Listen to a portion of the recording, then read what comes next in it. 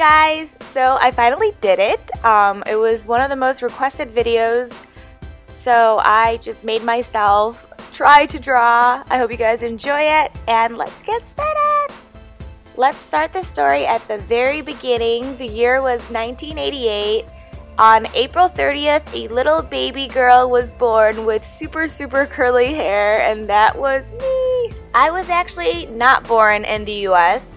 I was born in Vietnam, and I think it was in Saigon was the city that I was born in.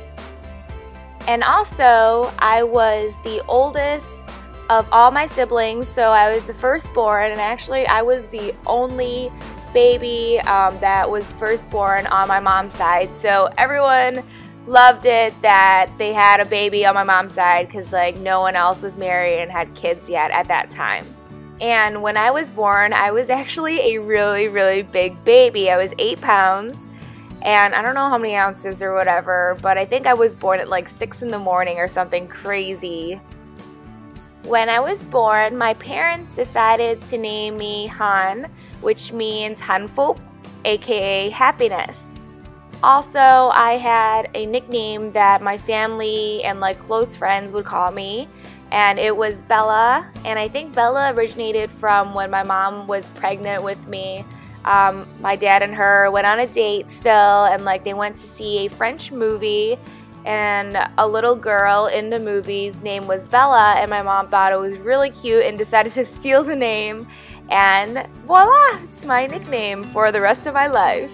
Another interesting fact that I actually found out from my mom telling me this, because I can't remember, I was a baby, was that when I was a baby, instead of like, you know, kind of like being able to like lay with your head upright and then like starting to crawl and walk, I actually skipped the crawling part and I just automatically just started walking. So that was kind of weird. Also, as a toddler, my mom always like boasts to people that I was so talented because I love to talk and sing and read poetry and stuff in Vietnamese. I'm not sure if this is true or not, but that is what she tells people. Then on my second birthday, we actually took a plane and flew to America. My uncle was actually residing there already with his wife, and I think like his younger brother was living with them also. So we immigrated there when I was 2 years old. Now, when we flew over to the US, it actually wasn't to Chicago originally. I lived in Indiana for about a year or two of my life. I really don't remember much. I remember playing at a park or something like that. Like I also have seen pictures of it, so that's the only memory that I remember of Indiana. And we lived in I think it was a townhome that my uncle and his wife rented. After that, our whole family decided to move to Chicago, and I think it was more like for job opportunities because there's so many people living together that we all needed jobs. So we decided to move to a big city, which would be a lot easier to find them. Now, instead of a big, awesome townhouse that we had in Indiana, we had to move into an apartment. It was only $500 a month for rent at the time, and it was actually a 1-bedroom apartment.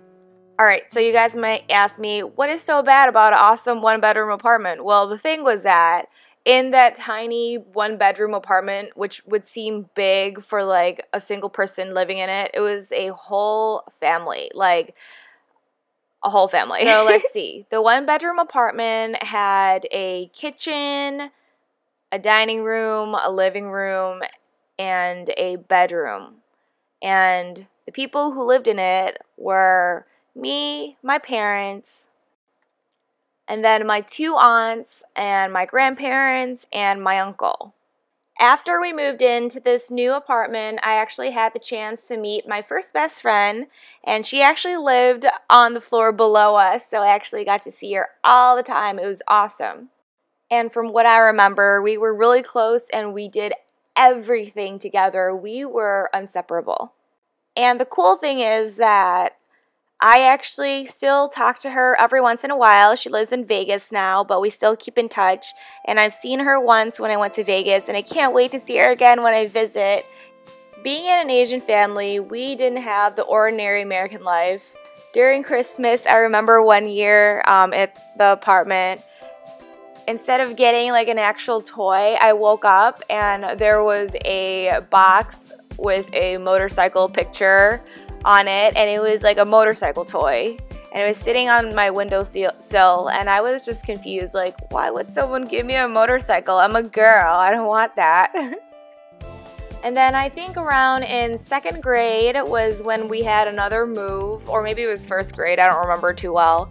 But my parents and I decided to move to our own apartment because I think my mom was pregnant at the time, and like my parents just wanted to be on their own. So we moved to another apartment.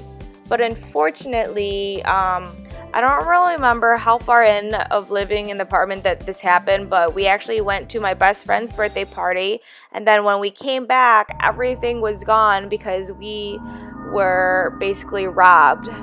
After our house being burglarized, I actually feel traumatized about it, and for the longest time as a kid, I would always have these dreams of like people trying to break into my home, and I don't know, it's just always really scary nightmares. Anyhow, because this happened, we actually took some time, but we decided to move back into the old apartment with my grandparents and my aunts and uncle.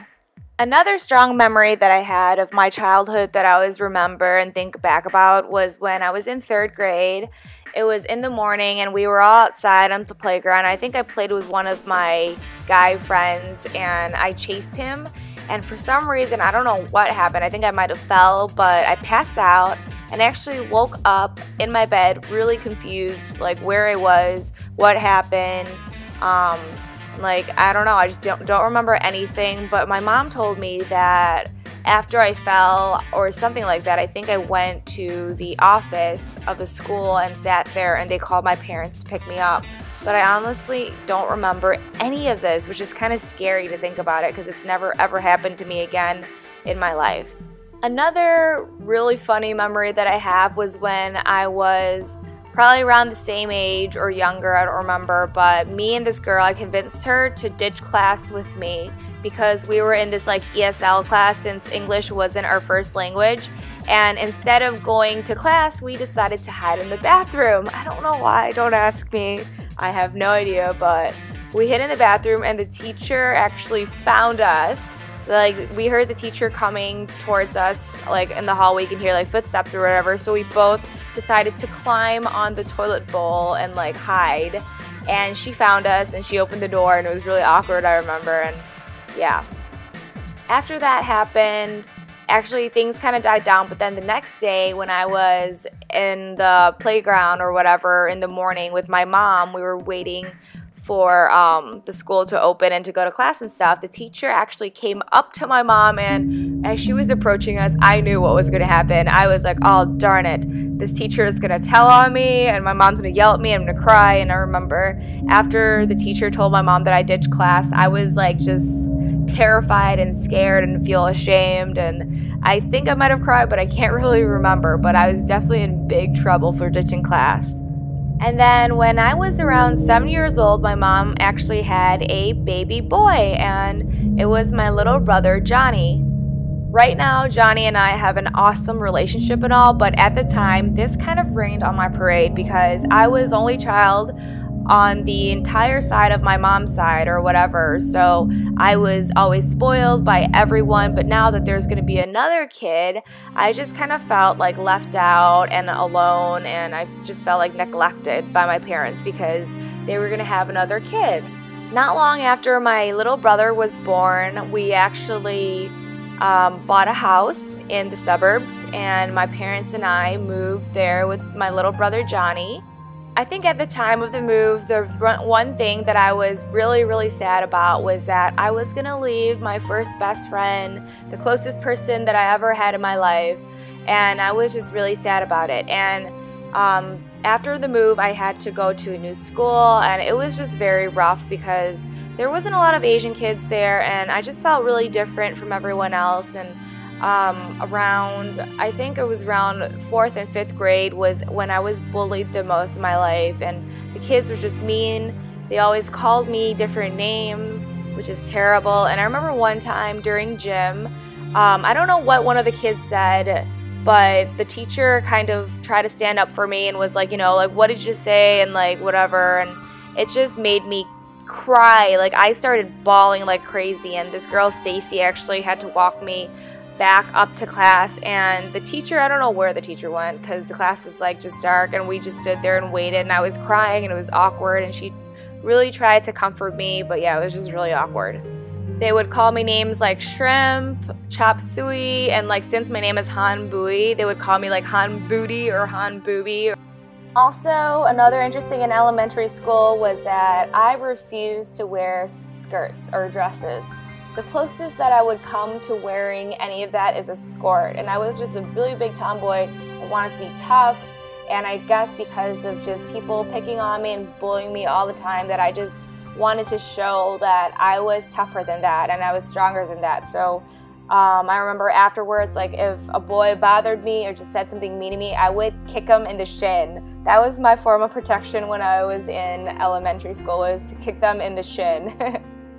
After elementary school, we went to a new school, which was a middle school, so it was 7th grade, and things started to pick up and got better, and actually met a new best friend. We aren't really in good terms right now, but at the time, she was probably my only best friend and the only person that I felt close to. And then in 8th grade, everything was just awesome. I actually got to meet a bunch of close girlfriends, and I still talk to one of them today, and we are still really good friends, and I would see her every once in a while.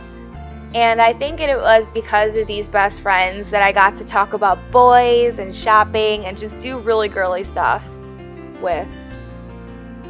And then towards the end of 8th grade, there was actually an 8th grade dance where before that we all went out and bought dresses and we're all made up and looked pretty and stuff. And then at the dance, actually danced with boys for the very first time, which I thought was weird because before that, you know, in elementary school, like we all hated boys and stuff. So yeah, but it wasn't anything weird because they were all my friends and it was just like in a friendly dance manner.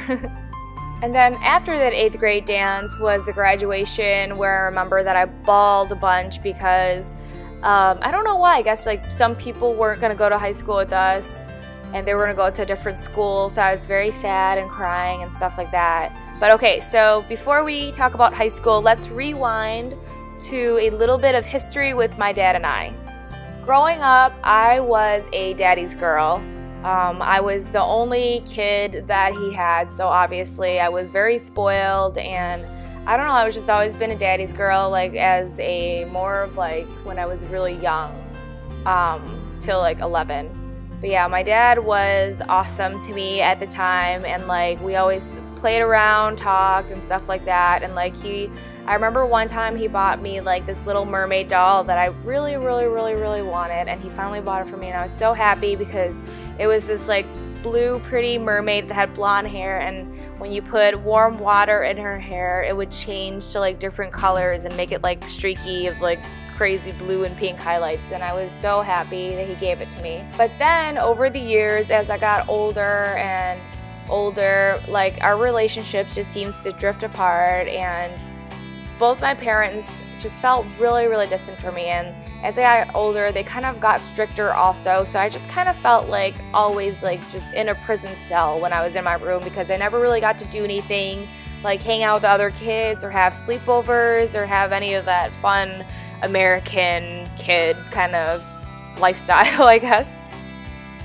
And I remember when I was in high school, I actually, you know, every weekend I would ask to go out and stuff like that when I didn't have homework or did all of my homework and schoolwork.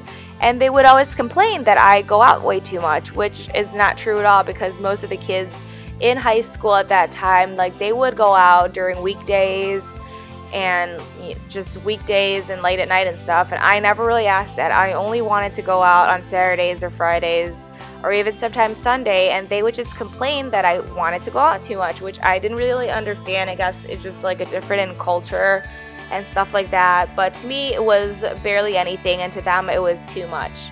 And obviously we always argued, and just kind of, I was just always angry when I lived with them. And growing up, I feel like I was a decent kid. I always got like honor row and stuff like that, and even when I graduated high school I had 3.8, but I just never felt good enough because they always made me feel like I was just a terrible person, like I was the black sheep of the family or something like that. So then after high school, graduating it, I actually got accepted to all the colleges that I applied to, and I chose to go to a private university, which in the beginning seemed okay. I went to the orientation during the summer and stuff, but then last minute my parents just decided to pull everything out from under me and told me that it was going to cost too much, and by that time it was too late to apply to or get into any other of the universities that accepted me. So I had no choice but to go to a community college for a year of my life, and that totally just messed up everything because I had to take all of these just gen ed classes in the beginning, and then towards my senior year of college it was really difficult for me because I transferred to a regular university, like a public university, and I had to take a bunch of labs and a bunch of just really difficult classes like orgo and physics lab and all of that. Also, during this time of starting out college, I was bored all the time because whenever I was not at school, I was stuck at home with my strict parents, always in my room, being bored and just being at my house, and I didn't really go out much. And one thing that I decided to do in my spare time that was fun, that I loved, and I got to be creative and express myself, was make videos for you guys. So I started making these. I think the first one was like a hair teasing tutorial, like how to have scene hair or something like that. And I had heavy makeup on, and I was wearing like a pink tank top or something like that. And I would have never thought of this at the time, but it seriously changed my life dramatically. So during college, I decided to move out when I was around 23 years old. I actually didn't tell my parents about this. I just wanted to kind of do it out of the blue, because my parents were just so strict that I knew that they would not understand. And so one day my dad was cleaning my car, and he found all of these like papers of apartments and stuff that I was looking at, and then he confronted me about it, and I told them that, yeah, I'm gonna move out. And my dad actually refused to talk to me for around 2 months. I moved out at the end of June, and he didn't talk to me till August when I was in a car accident. After my car accident, my car was actually declared totaled, so the insurance told us that we would have to buy a new car or else they would kick us out of the insurance plan. So my mom called me one day and was like, oh, tell your dad you're sorry and apologize, which I felt like I had no need to say that because I didn't do anything wrong. I was 23 years old. I had my own right to just move out of my house and stuff like that.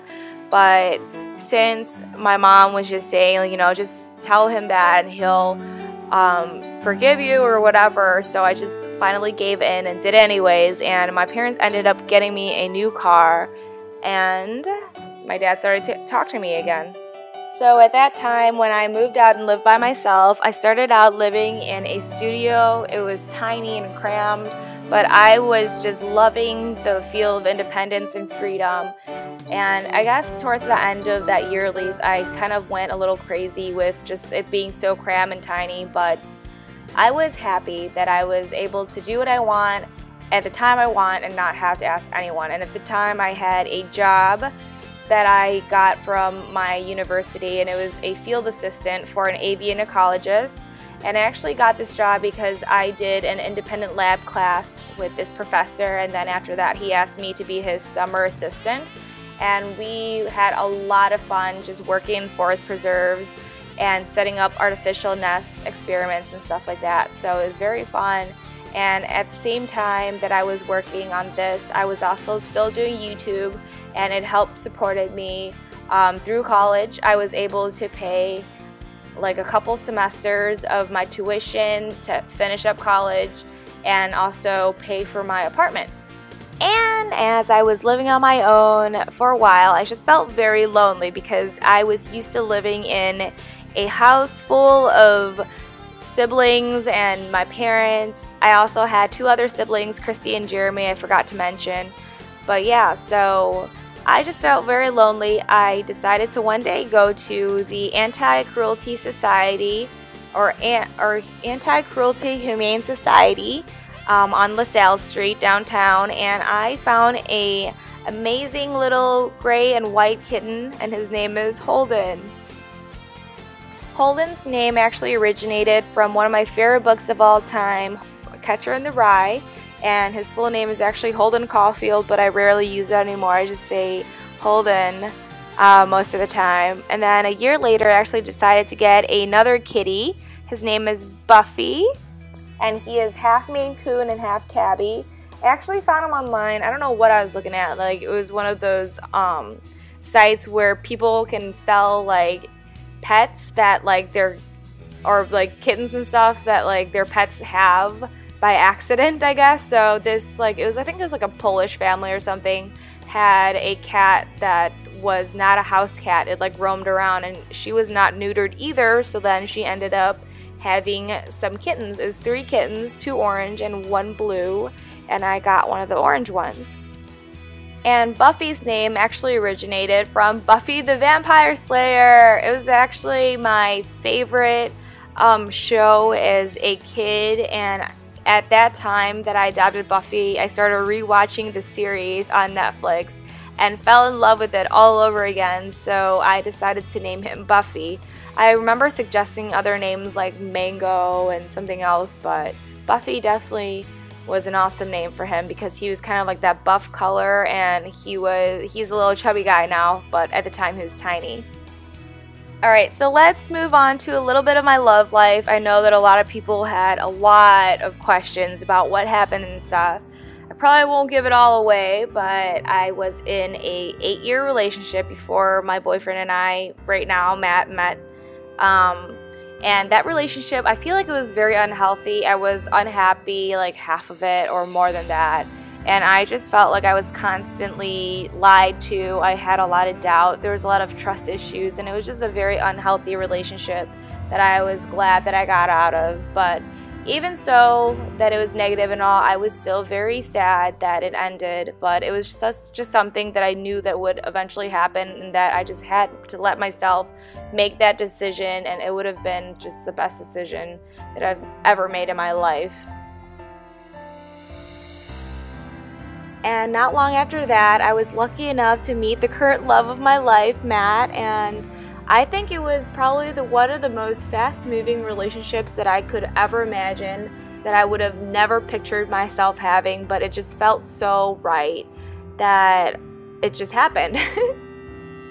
So much has happened during this past year that I could make an entire video about this, so I'm going to leave it out of this video for now because I could just sit there and talk about it forever. But yeah, it was just meant to be, I guess, because now I'm extremely happy and everything is going so well. It's just effortless. I think a healthy relationship, one that is right, is just an effortless relationship where there's minimum drama and everything just works out well, and you just constantly want to do things and be a better person for that other person that you're in love with. And so today, this is me.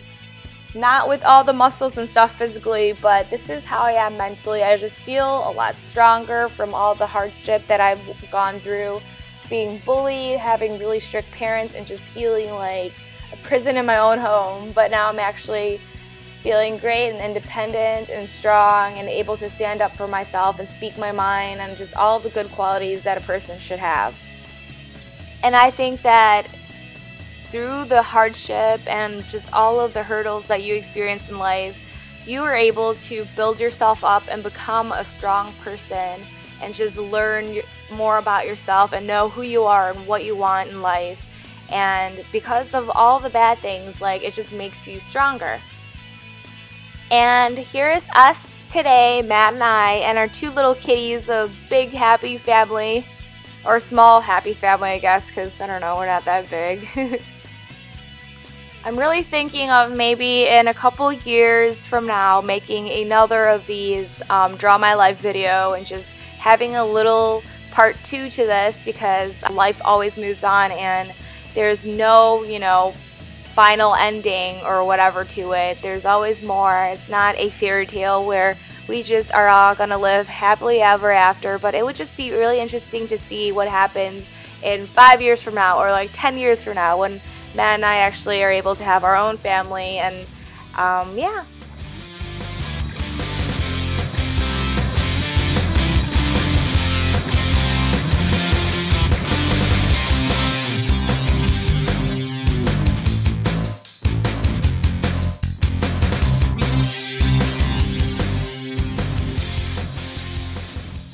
But for now, it will be the end. Bye guys, thanks for watching. Love you all. Mwah.